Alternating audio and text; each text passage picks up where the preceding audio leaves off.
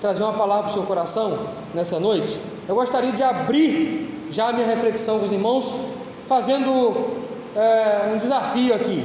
Se eu te desse na sua mão, ao entrar nessa porta hoje, um papel, uma meia folha de caderno, pedindo você que, com a seguinte pergunta, você me respondesse a seguinte pergunta: qual é a igreja ideal para você? Responda em uma frase: qual é a igreja ideal para você? Essa é a primeira pergunta. E eu falaria: vire a folha somente depois de responder essa pergunta. E quando você virasse a folha, a pergunta que estaria do outro lado da folha seria essa: qual igreja ideal eu quero ser? Pensa aí, a primeira pergunta: qual é a igreja ideal para você?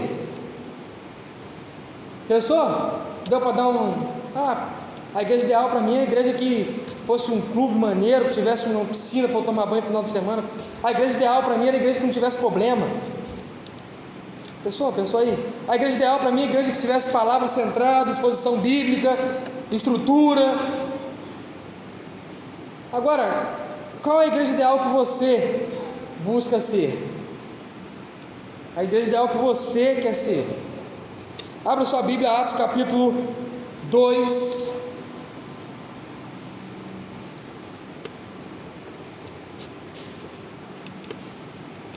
Versículo 41 a 47. Atos capítulo 2, versículo 41 ao 47.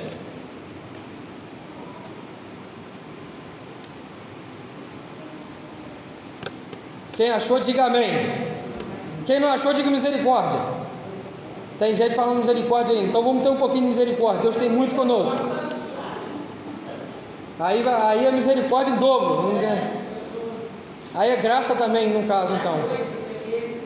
Atos dos Apóstolos, capítulo 2, versículo 41 ao 47.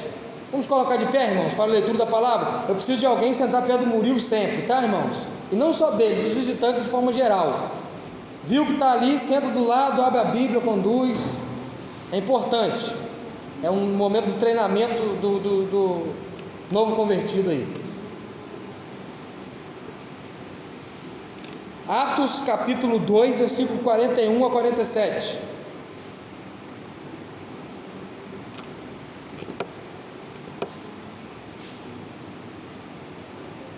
Diz assim a palavra de Deus: os que de bom grado receberam a sua palavra foram batizados, e naquele dia agregaram-se quase 3.000 almas, e perseveravam na doutrina dos apóstolos, na comunhão, no partir do pão e nas orações.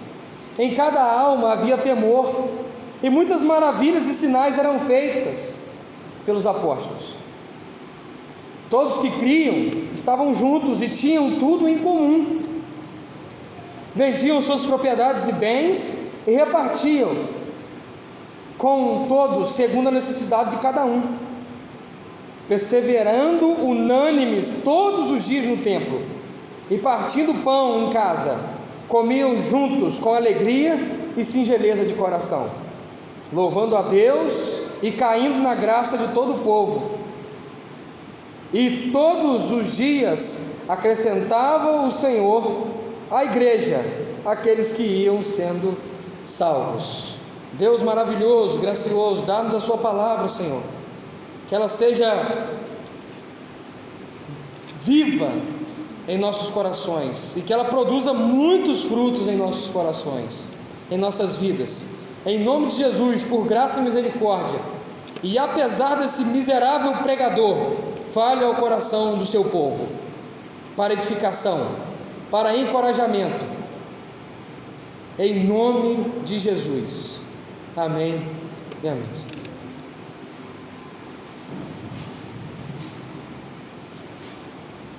Amados irmãos, direto ao texto, nós temos aqui, conforme temos estudado o livro de Atos aqui em todos os nossos cultos, eu estou direcionado e bem seguro da exposição nesse tempo no livro de Atos, e nós temos estudado. Hoje eu tenho a consciência de que eu não tenho que ficar batendo cabeça procurando sermão. Eu já aprendi isso. Eu não fico descobrindo um versículo para produzir um sermão. Eu estudo a palavra de forma sistemática, livro por livro, e Deus vai nos orientando. Então, todas as aparições minhas, irmãos que me acompanham pelo rádio, viram que eu também preguei em Atos ontem. Eu tenho ficado dentro do livro que eu tenho estudado, que eu tenho buscado ler todo dia. E aqui, irmãos, nós vimos na semana passada, no nosso último encontro, que o Espírito Santo desceu, conforme cumprido em Joel, o que estava escrito em Joel, que houve uma pregação, e que Pedro confrontou, que Pedro exortou, que Pedro expôs Jesus Cristo, o Evangelho ressurreto. E nós vimos que a pregação cristã, também vimos isso, a pregação cristã, ela tem como centro do seu tema Jesus Cristo. Jesus Cristo é o centro do sermão. E hoje nós chegamos no resultado, irmãos. Depois de que Pedro prega, depois de que há uma comoção, um arrependimento, Deus atrai o coração daqueles ouvintes ao arrependimento, conduz eles a irem em busca do que fazer. O apelo parte de lá para cá, não daqui para lá, nesse caso. E então, no versículo 37, nós vamos ver que eles ouviram, e depois que eles ouviram, eles compungiram-se em seu coração, eles se constrangeram em seu coração, e eles perguntaram a Pedro e aos demais apóstolos: o que faremos? E Pedro então conduz eles ao arrependimento. Eles se arrependem. Há um batismo coletivo, seu Beto, instantâneo. Eles não marcaram a data, não deixaram para batizar só no final do ano, juntar muita gente. Eles não precisaram. E aí, uma questão teológica clara: por que os apóstolos de Jesus Cristo batizavam imediatamente?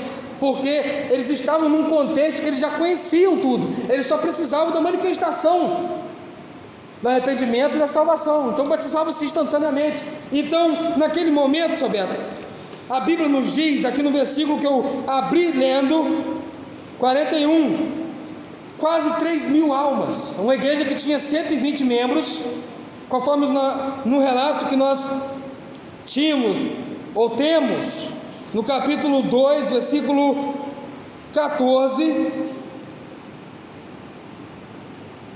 e também no versículo 1, nós temos um relato daquele número de 120 pessoas. E aí nós temos aqui 3.000 pessoas quase chegando, um batismo grande. E depois que a igreja já está crescendo, a igreja já está estruturada, a igreja já tem uma pregação saudável, Pedro faz o seu segundo sermão no capítulo 3, logo em seguida, nós já temos aqui uma igreja que começa a andar no poder do Espírito, que está segura em Cristo Jesus. E aí nós vamos ver hoje características de uma igreja saudável. E aí aquela pergunta que eu fiz no início, irmãos, você vai avaliar agora se a sua resposta está nesses crivos. Características de uma igreja saudável: quase 3.000, mais 120, uma igreja grande, gente pensando diferente, gente com impulsos, gente que estão começando a caminhada, que pensam de forma, um pensa de uma forma, outro pensa de outra. Aqui não aconteceu uma amnésia coletiva, todo mundo zerou a mente, não teve aqui uma interrupção de personalidade, e agora não, agora acabou, então tem personalidade diferente. E aí uma grande multidão, uma igreja que não se precisou fazer força para crescer, somente a manifestação do Espírito, a pregação da palavra. E é isso que deve fazer a igreja crescer. E aí nós vamos aqui refletir sobre uma igreja ideal. Uma igreja ideal. Primeiro ponto: e perseveravam na doutrina dos apóstolos. Olha comigo sua Bíblia, vê se está escrito aí, versículo 42. E perseveravam na doutrina dos apóstolos. Eles não perseveravam no ensino secular, na filosofia vã. Eles não perseveravam em algo criado da mente de Pedro. Eles não perseveravam nem mesmo em Pedro, eles perseveravam na doutrina dos apóstolos. E o que é a doutrina dos apóstolos, meus irmãos? A doutrina dos apóstolos é o Evangelho de Cristo Jesus, apresentado, explicado, pregado e aplicado aos ouvintes. A igreja, a primeira característica de uma igreja ideal, de uma igreja saudável, é que ela persevera na doutrina dos apóstolos. Ela não fica aí na doutrina do catacata, né, na teologia do catacata. Deixa eu ver o que é melhor para ser mais atrativo. Deixa eu ser aonde que eu busco algo diferente para minha igreja ter um feeling com o público e atrair o público e fazer o público vir e minha igreja encher. Não, a igreja ideal, ela persevera na doutrina dos apóstolos. Ela olha para o Evangelho, ela vê o modelo de igreja que o Evangelho quer que nós sejamos, e então ela persevera naquela doutrina, no Evangelho de Cristo Jesus. Primeira característica. A segunda característica de uma igreja ideal, ela persevera na comunhão e no partir do pão. De imediato, esse versículo me faz olhar para a oração do Pai Nosso e ver Jesus Cristo dizendo: Pai nosso que estás nos céus, santificado seja vosso nome, venha a nós o vosso reino, seja feita a sua vontade, assim na terra como no céu. O pão nosso de cada dia nos dai hoje. O pão nosso. Eles estão firmados na doutrina, e uma característica, a segunda característica, flui dessa firmeza na doutrina. Eles aprendem a repartir o pão. Eles aprendem a estar na comunidade repartindo o pão. Isso também aparece, irmãos, quando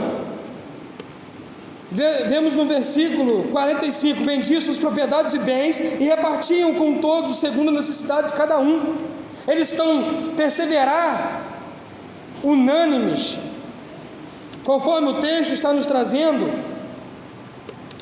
Perseveravam na doutrina dos apóstolos, perseveravam na comunhão e no partir do pão. Perseverar no partir do pão é não deixar que ninguém fique para trás nas necessidades da vida. É olhar para o lado, é olhar para o necessitado, é olhar para quem precisa, é estender a mão para quem quer ajuda e chamar: vem junto, vamos sempre unânimes.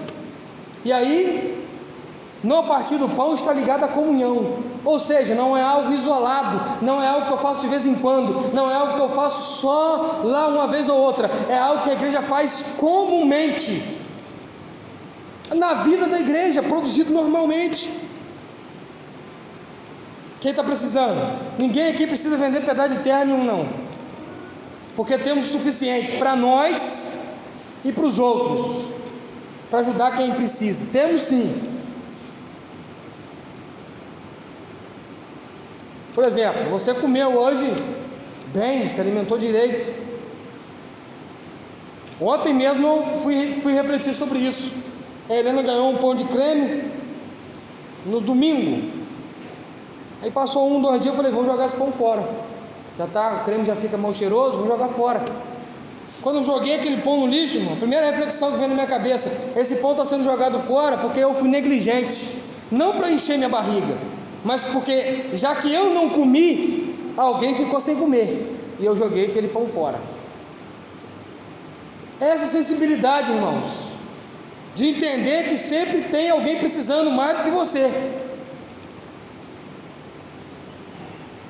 Uma das mentalidades e uma das motivações dos puritanos, quando eles buscavam trabalhar, emprego, serviço, era que eu tenha tão quanto o suficiente para que eu possa dividir com alguém. Terceiro ponto: uma igreja ideal é uma igreja que persevera também na oração. Ela é dedicada em oração, ela tem grupo de oração, ela ora em casa, ela se dedica em orar. Não existe a obra de Deus não subsiste sem oração, irmãos. Um púlpito, ele não é alimentado pelo pastor por sua oratória, e sim por sua vida de oração e leitura da palavra. Uma igreja não é capacitada, não consegue compreender a necessidade do próximo, não consegue ser zelosa e sensível à dor do semelhante se ela não ora, se ela não busca Deus em oração. Já falei 3, vou para a 4. Em cada alma havia temor. Temor é uma palavra um tanto quanto às vezes desprezada no meio cristão hoje. Ter temor está ligado a você ser alguém que se defende bem, alguém que tenha ali uma destreza, ou então alguém que tem medo absurdo. Destreza para se defender, sabe contornar bem a situação com as suas palavras. Ou então você tem um medo absurdo, você fica doente por causa do medo. E uma das explicações sobre temor que eu aprendi mais belas e claras para mim é a que o pastor Hermínio uma vez falou: as crianças não podem ficar saindo sozinhas não, nem devem ficar saindo do templo.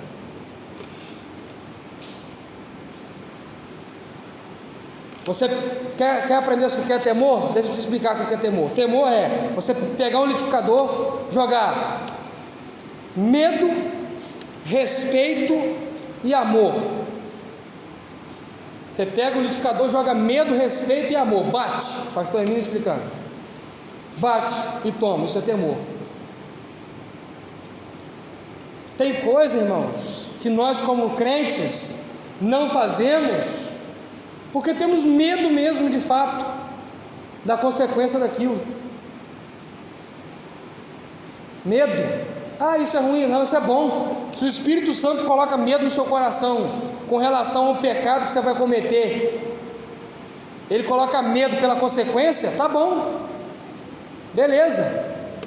Tem outras coisas, irmãos, que nós não fazemos contra Deus e a sua palavra porque nós respeitamos as normas de Deus, os estatutos de Deus, o decreto de Deus, a sã doutrina. E tem outras coisas, irmãos, que nós não fazemos, que nós fugimos, e esse é o ponto principal do temor, porque nós amamos a Deus. Por que você não deve pecar, querido irmão? Porque você ama a Deus. Por que você não deve se mergulhar, se entregar ao pecado? Porque você ama a Deus. Temor na vida da igreja, na vida do crente, é uma marca de igreja ideal. As pessoas hoje, irmãos, não têm mais temor a Deus não. Elas deixam correr frouxo, vão ver o que vai dar. Elas não respeitam uma estrutura que Deus dá, por exemplo, ao casamento. Não, divórcio não tem nada a ver não, recasamento não tem nada a ver não. Irmãos, a minha oração é que nós tenhamos temor em nossos corações. Nós vamos para o 5º ponto. Muitas maravilhas e sinais eram feitas pelos apóstolos. Isso aqui, irmãos, é um manifestar de Deus para testificar a sua obra. Muitas maravilhas e sinais eram feitas por intermédio dos apóstolos. E aí nós temos duas linhas de crença a respeito desse versículo. Os continuistas, eles acreditam que as mesmas obras feitas pelos apóstolos e milagres feitos em Jesus Cristo, eles ainda atuam e operam hoje. E temos os cessacionistas, irmãos. O que é o cessacionista, irmão Ismael? Cessacionistas acreditam que os milagres, eles foram específicos para o tempo de Jesus e para o tempo dos apóstolos, e hoje não tem mais. Eu gostaria de dizer aos irmãos que o mesmo Deus de Abraão, de Isaac, de Jacó, o mesmo Deus que era, é e que há de vir, o mesmo Deus que operou no passado, pode operar hoje. Contudo, o que nós temos hoje é uma igreja que se esconde ou atrás da vergonha que se vê por aí a respeito de milagres produzidos pelo homem, criados, mascarados, ou então uma igreja que é descrente, fria com relação a isso. Deus faz milagres sim, ainda hoje, porque Ele continua sendo Deus. O que nós precisamos ter em nossa consciência é que uma marca da igreja saudável é que ela não é uma fábrica de milagres, mas ela entende que Deus pode agir como Ele quer, para a sua glória, e para que o Evangelho seja pregado através daquela ação dEle. Deus pode curar câncer, e cura para a sua glória. Deus pode restabelecer saúde, e faz para a sua glória. Deus pode fazer paralítico andar, e faz para a sua glória. O problema é que nós nos escondemos atrás dessa realidade. Primeiro, milagre hoje é mentira, é doideira, é coisa dos televisivos, é para ganhar dinheiro, é para vender. E segundo, nós nos escondemos atrás de uma incredulidade, de medo mesmo de orar pedindo a Deus para fazer. Meu irmão, eu quero dizer que se Deus quiser fazer, Ele faz. E o que acontece? O nome dEle vai ser glorificado, e eu vou ter uma oportunidade de pregar o Evangelho. Sexta marca de uma igreja saudável, irmãos. Versículo 45 nós já abordamos, quando nós falamos, tinham tudo em comum, o partir do pão, nós já abordamos. Versículo 47, na verdade versículo 45, perseverando unânimes todos os dias no templo. Marca, mais uma marca, sexta marca de uma igreja saudável, uma igreja ideal. Ela é ativa em suas atividades, todos os dias no templo. Hoje nós temos 2 cultos, e tem pessoas que falam: meu Deus do céu, quarta-feira 7h30, meu pai, domingo. Irmãos, tem muitas igrejas, citando aqui a fala do reverendo Hernando Dias Lopes, nos Estados Unidos, que cancelaram o culto da manhã do domingo, e na verdade ele só tem um culto durante a semana, para poder dar uma comodidade aos irmãos. Sabe o que aconteceu? Essa igreja foi minguando, esfriando. Os crentes começaram a ir em outros cultos durante a semana. Queridos irmãos, nós precisamos ter em mente que a igreja ideal é uma igreja ativa em suas atividades. Eu não sou aqui um pastor sufocador de calendário. O que é isso? Eu quero que segunda tenha discipulado, terça tenha liderança reunida, quarta tenha culto, quinta tenha grupo de comunhão, sexta tenha chá das mulheres e sopa dos homens, e sábado tenha o futebol dos homens e a conversa, o bate-papo das mulheres, domingo culto de manhã, culto de tarde, culto não. Mas eu também quero que os irmãos compreendam que nós não devemos fazer revezamento de crente em culto. Revezamento de crente em culto, o que é isso? Domingo nós vamos, passa a observar, domingo nós contamos 20 pessoas, na quarta que vem nós contamos 20 de novo, só que das 20 que estavam no domingo, somente 10 estão aqui, 10 novos, e no outro, semana que vem nós contamos de novo, tem 20 de novo. E os 10 que foram só na quarta não estão no domingo, voltaram os 10 do outro domingo.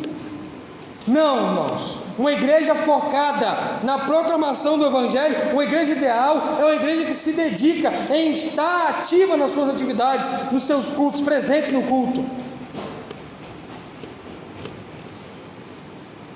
Perseverando unânimes, juntos, em comunhão, entrelaçados. Sétima característica de uma igreja ideal: e partindo o pão de casa em casa, comiam juntos com alegria e singeleza de coração. Isso aqui é a igreja além das 4 paredes. É uma igreja que é ativa no templo, mas que não negligencia a comunhão no dia a dia. Não negligencia sentar junto durante a semana, comer uma costela na batata, seu Beto, O Sr. Beto falou que domingo passado, quarta passada, ele comeu uma costela na batata, pesado, só isso, irmão. Só comi isso, no domingo. Ele falou: irmão, hoje eu só comi costela na batata. Não quis comer nem arroz, não quis nem ver nada. Ah, não me chama. É aipim.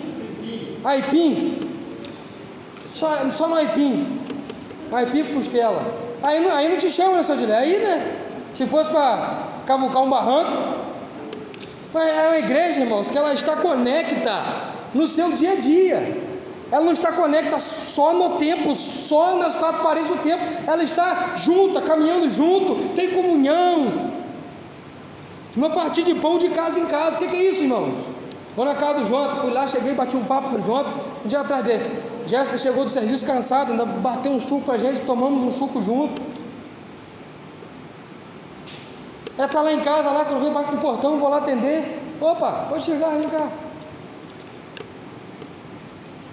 Beleza, bater papo, fora de agenda, fora de calendário da igreja, no dia a dia, de casa em casa. É uma igreja que está envolvida um com o outro, além das quatro paredes.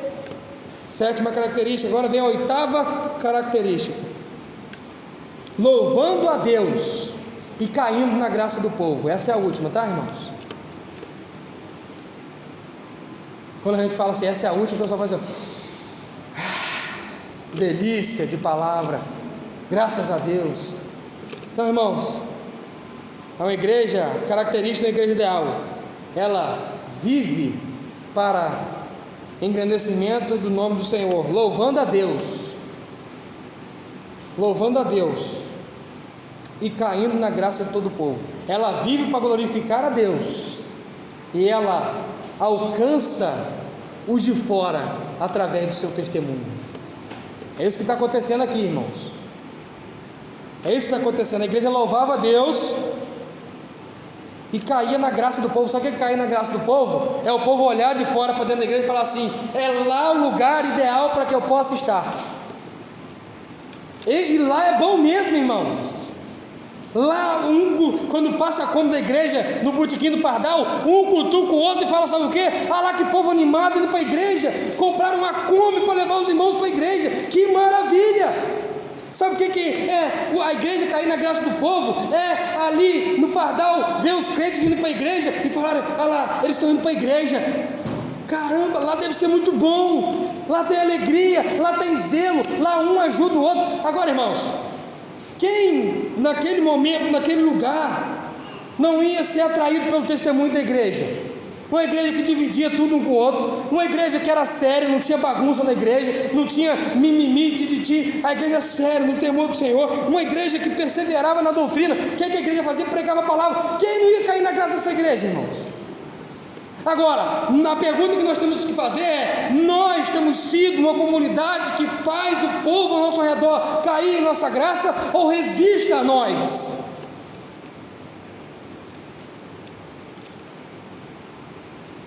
E eu concluo dizendo: nós precisamos buscar a Deus para ser uma igreja segundo o seu coração, uma igreja ideal, uma igreja padrão bíblico. Igreja ideal, estou falando igreja perfeita não, porque nas próximas exposições eu vou começar a apresentar as imperfeições da igreja ideal. Vou mostrar aos irmãos as imperfeições da igreja ideal. Aguenta aí que você vai ver. Mas eu gostaria de dizer a você, irmãos, que nós precisamos buscar esse padrão, essa qualidade que a Bíblia nos exige, nos chama a atenção. Sabe por quê? Aí acontece, eu termino com esse versículo. O Jonathan vem aqui me ajudar, por favor. Nós vamos cantar um hino, você vai refletir. Na verdade, eu vou terminar de pregar, vou orar, o Jonathan vai cantar o hino. Enquanto você faz a sua oração final, logo após o hino nós estamos encerrados. A consequência é essa aqui, irmãos: todos os dias acrescentava o Senhor à igreja aqueles que iam sendo salvos. Irmãos, eu vou fazer a pergunta: tem gente para ser salvo em Aracaju, sim ou não? Tem gente para ser salvo em Água Fria, sim ou não? Tem gente para ser salvo em Bela Joana, sim ou não? Tem gente para ser salvo em Santa Rosa, sim ou não? Sim. O que nós vamos fazer, irmãos? Vamos buscar a Deus, nos encher do Espírito Santo, perseverar na doutrina dos apóstolos, pregar o Evangelho, dar bom testemunho, ser um lugar que as pessoas olham e queiram estar, e assim nós vamos colher os frutos de salvação, e essa água batismais vai se mexer ainda esse ano, amém? Feche seus olhos, vamos louvar o Senhor. Jonathan vai estar cantando louvor enquanto você vai refletir. Deus, obrigado por sua palavra, Deus. Ela é maravilhosa, suficiente, inerrante. Ela é sim sua palavra, Deus. E somente ela é a sua palavra. Completamente atual, completamente viva, completamente pertinente aos corações dos crentes. E necessária para salvar o perdido. É ela que nós queremos, é ela que nós precisamos. E é ela que nós vamos propagar, Deus. Nos ajuda, Senhor, a ser uma igreja conforme o seu padrão. Nos ajuda, Senhor, a ser uma igreja segundo o seu coração. Nos ajuda, Senhor, a ser uma igreja firme na rocha inabalável que é Jesus Cristo e propagadora do Evangelho de Jesus Cristo. Em nome de Jesus, desperta os crentes, fortalece os fracos, ó Deus. Aviva a tua obra em nosso meio. E que nós possamos marchar resolutos, sempre avante, confiante, sem olhar para trás, pregando a palavra, testemunhando de Cristo, no poder do Espírito Santo. Em nome de Jesus, amém e amém.